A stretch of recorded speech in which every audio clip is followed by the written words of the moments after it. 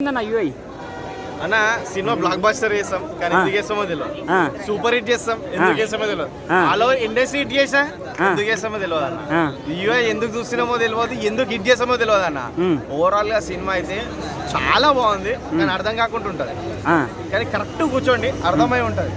కానీ మినిమం బాహుబలి ఇప్పుడు ఏ పార్ట్ 2 అయినా, ఈ బాహుబలి అని కాదు ఏదైనా పార్ట్ 2 అని వస్తుంది కదా.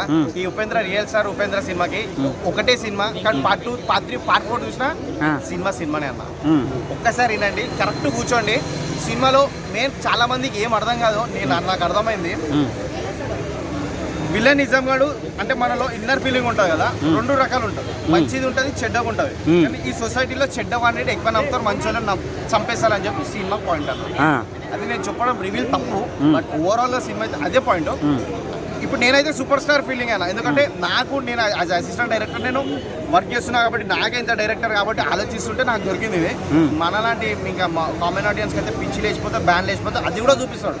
ఆఖరికి యూఐ ఉపేంద్ర నా బిచ్చోపాలని కూడా వదిలేడు నా సినిమాలో, అల్లని కూడా వదిలేడు, అల్లని కూడా చూపించిన ఆ క్రియేటివ్ మైండ్ ఆయనకే అర్థం కాదన్న. అన్న ఉపేంద్ర నీ కాలే కదన్న, వేరే పార్ట్ నీ దండం పెడతా అన్న.